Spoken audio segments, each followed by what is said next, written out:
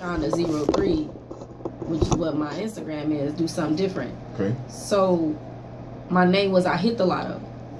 And that is because what happens when you hit the lotto, it's like you get a second chance. Right. You know, and that's what moving to Houston for me was. It was a second chance. And it was like I hit the lottery. Yeah. So MC Lotto comes from, you know, just a second chance in a sense. Yeah. Like hitting the lotto. Like this is a new beginning for me, and it's a fresh start. Okay. Backside of that at the same time is shit. Back in Omaha, I used to gamble. Yeah. A lot of people don't. I mean, people that know me know that. They got the casinos out there. They got some casinos in Council Bluffs, and I used to. I used to be pretty deep. So the MC, and so what kind of MCing you like to do? What all kind of MCing you like to do? Because it's a lot of different types of MCing. So right, I always thought that I would. Like I said, I really wanted to do more or less like events. Okay. Like that's really truly hosting like MCing. Big events, like what kind of on any scale. Okay. You know what I mean? Nothing is too small or too large for me. So if you're listening and you need a host for an event, if you type in MC.LOTTO on Instagram, I will come up. It'll come up as Shonda03. If you go to Facebook, you can type in LaShonda Montgomery. I will come up. I do have a set of green eyes that's just outstanding, so you can't miss me. Yeah. Tell how to see it. Yeah. So long story short, in a nutshell, any one of those things. I used to think that I wanted to do it more or less like on the scale of like you know, like the club scene. Mm-hmm. But when it really came down to it, I could do the club scene, but when you MC at the club, then you got to be drinking a bottle. Yeah. I can't be up there on the mic. So you want to do with MCing, like you want to do like you want to do big, right? You want to do in front of the audience type MCing, like live type MCing. Yeah, absolutely. Okay. On in any venue, you know what I mean? It could just be a banquet. Yeah. For your mom and them. Yeah. And you need somebody to host that bad boy. See, you can do that shit. Goddamn, you need to get them cards printed up. Hey, that's coming. I got some shirts. The shirts that I definitely have is I Just Want to Win, which plays into the MC Lotto. Yeah. I'm gonna need an MC for some events I got going on anyway, so this is perfect. That is perfect, Larry. And here's the thing: MC comes from I used to rap. Yeah. Anybody who went to Northwest High School? You ain't say all that, dude. I used to rap. I won first place in a talent show, man. Okay. Yeah. So I mean. What was it back then? MC what? Or what was the name then?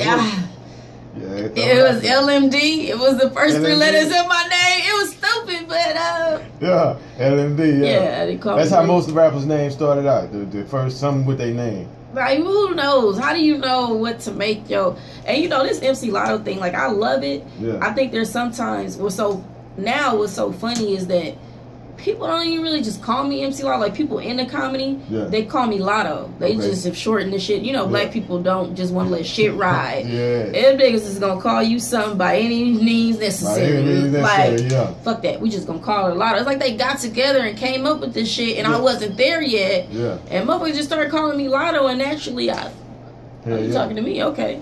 That's just kind of that's where. So a lot of people call me Lotto. Which is also cool. It still stands behind it, like in regards to this just being like this is like me winning the lotto. This is a second opportunity, a second this is a new life. And the lotto, a lot of people probably call you that. Like once they get comfortable with absolutely comfortable, just you just shorten it anyway. It happens. You know, to be honest, it's still just love. Yeah. I was talking to somebody a couple weeks ago that was like, you don't get it. They don't look at you as Shonda when you on stage. You Lotto. Yeah. Shit, nigga, I was like, all of them, nigga. Oh shit, it's a second me. Like sometimes, I start talking about Lotto in second term. Yeah, so when Lotto be on stage, like, nigga, fuck you be on stage. Yeah, like shit, I got like 4 or 5 names, man. I'm like Pimp C. I started off as Pimp C. When I was in high school, that was my rapping name, Pimp C. And then I was like, okay, I got to take it to a bigger scale because me and my homeboy Jadron had a crew together. We had a little group together, and we called it Twin Towers.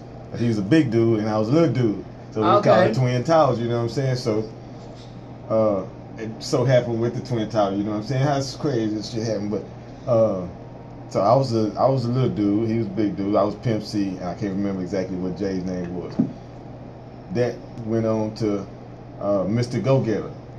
You know what I'm saying? When I went to school, I ended up going to college. You know what I'm saying? My professor named me, called me, he said, "You Mr. Go-Getter because you always got your shit on time. You always got your stuff, your work in for." He said, "So I'm gonna call you Go-Getter." So it just ended up being Mr. Go-Getter. Happened to be like 6-7 months later, R. Kelly came with the what was that Jeezy and Akon right. with "I'm a Go-Getter." I was like, man, I've been still. I'm a Go-Getter before that, but okay, it went anyway. Then it went to Top Cat. Godly, bro. You know how many names did you have, brother? My partners in school was calling me Top Cat because I was I was a little kid. I was a little dude out the group, but I was the hardest pit in the litter. You know what I'm saying? So I'm the Top Cat because I'm calling the calls. You know what I'm saying? So I still run with it all. They hit me like some of my partners. They be like, "What's up, Top Cat?" Some of them hit me. They be like, "What's up, Go-Getter?" You know what I'm saying? Some of them hit me up like, "What's up, Dubai?" You know what I'm saying? What's up, C-Dub? So wherever I'm at, depending on where I'm at, who know me from wherever it might be, the south, the west, the north, what I get called, you know what I'm saying? But I'm the same G that I already know when I put out there. You got 7 personalities, brother. I'm the same though, you know what I'm saying? So I give respect so far, you know, but I got a lot of names like that too, you know, so that's crazy. Hey, we rocking with MC Lotto. MC Lotto's here to stay. That's the name that I'm going to have, you know. I think for me, MC Lotto is not Shonda. Mm-hmm. And I think that that's something that I try to express and push, you know, like I am me.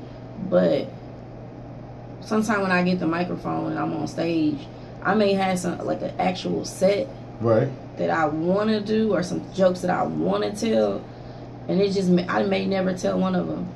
It might just be me. It might just be the energy in the room, and I may see something, and that just may be. With that being said, what like inspired your creativity?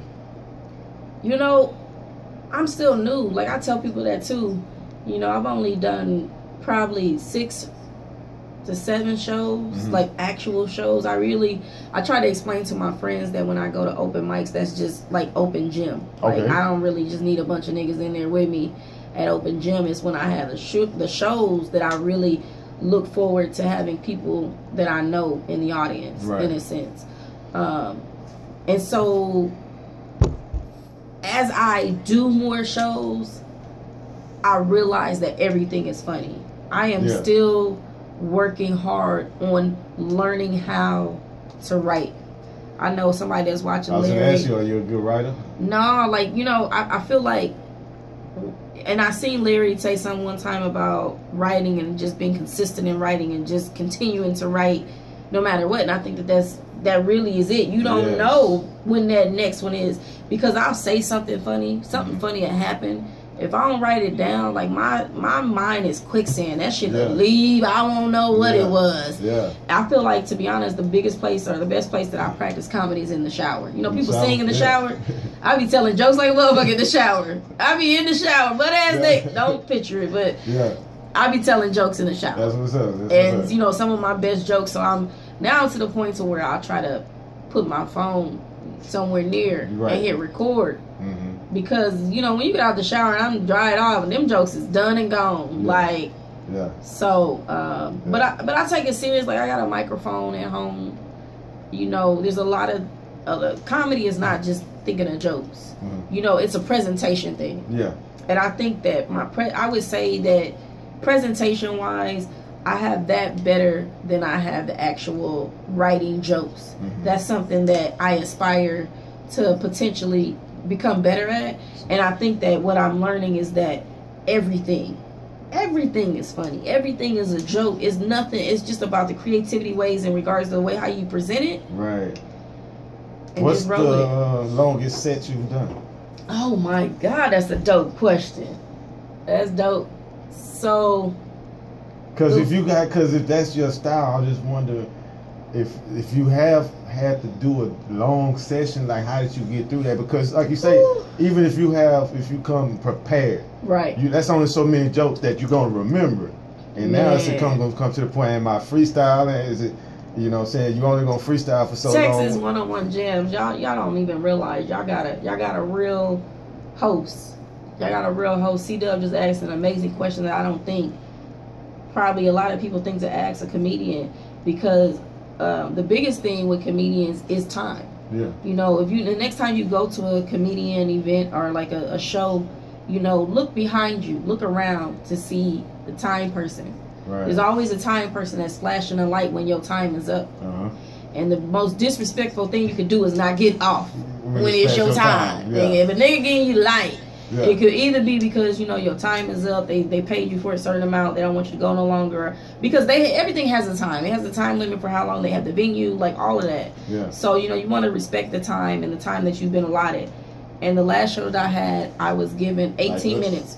Yeah, I know we almost there. I was given 18 minutes. Long story short, I was nervous because the longest I'd ever gone was like 14 to 16 minutes. I was like, what am I going to talk about for 2 minutes? Right. And the person that went before me, the crowd didn't really rock with them, so they ended their set sooner. Okay. So I got put up there, and I went 31 minutes. So you got that extra time too? I went 31 minutes. Woo, I did a 31-minute set breast cancer show. It was phenomenal. Yeah, that's for real. That's the end of my story. And so what happened?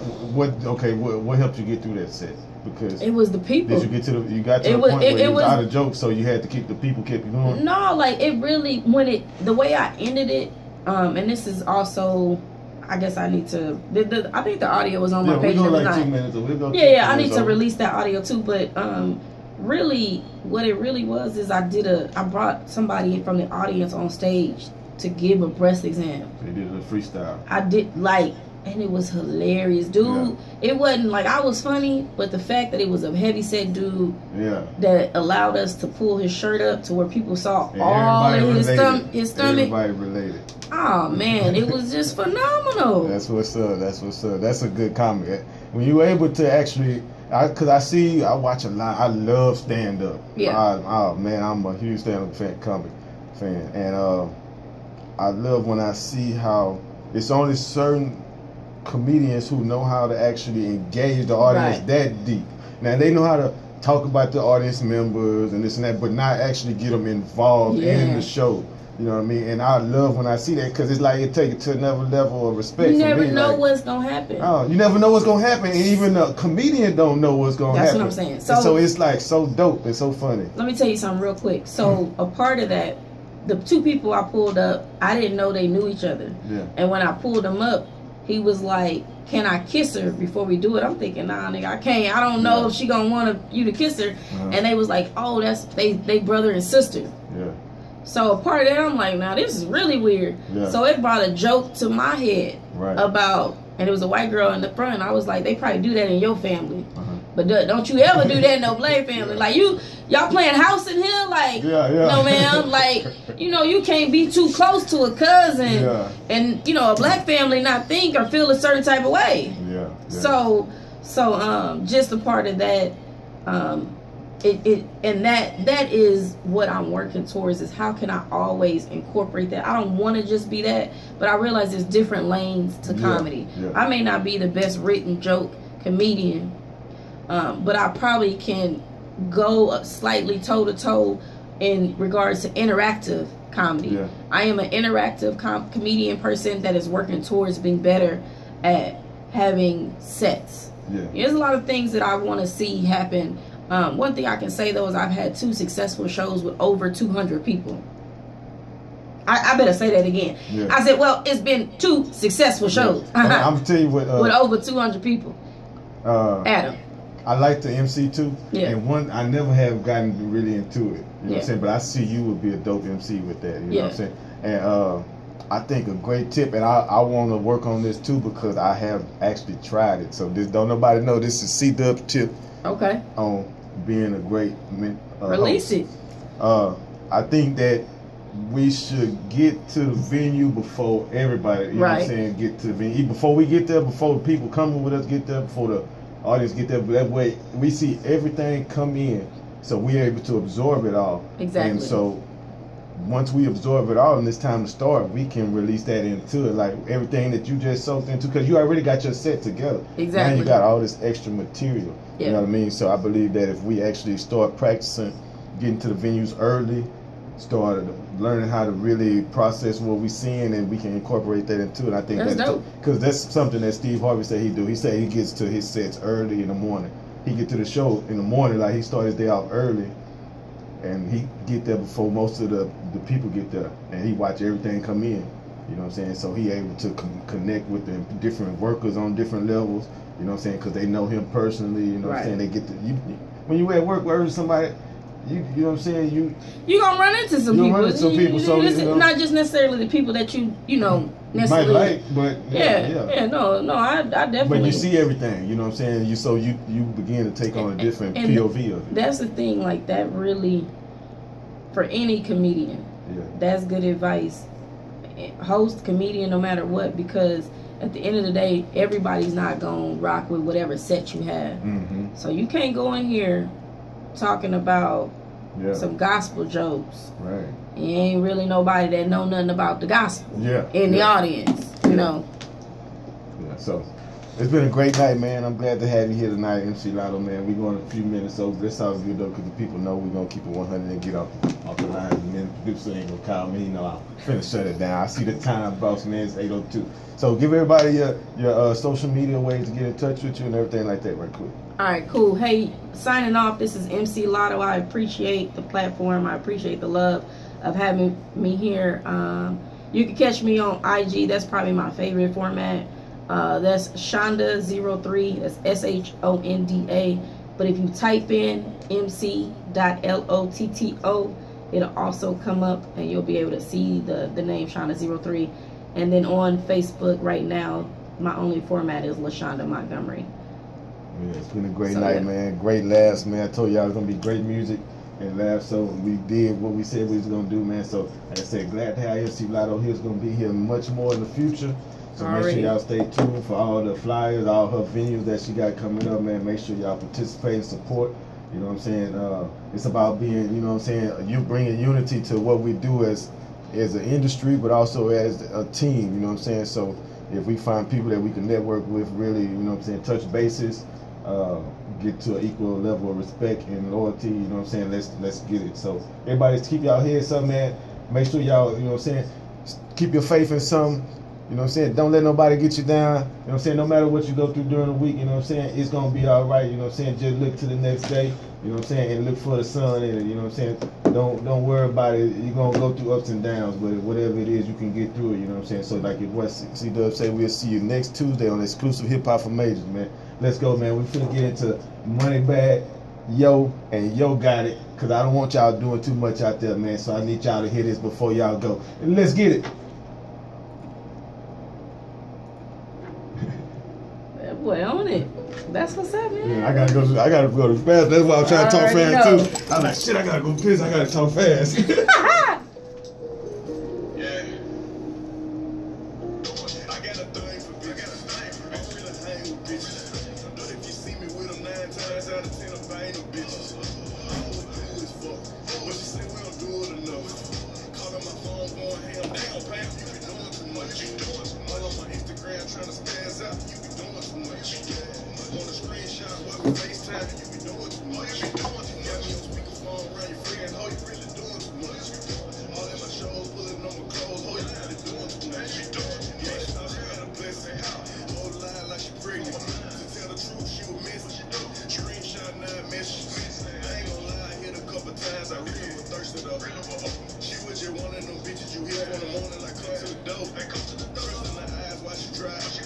Straight to me. She coming straight.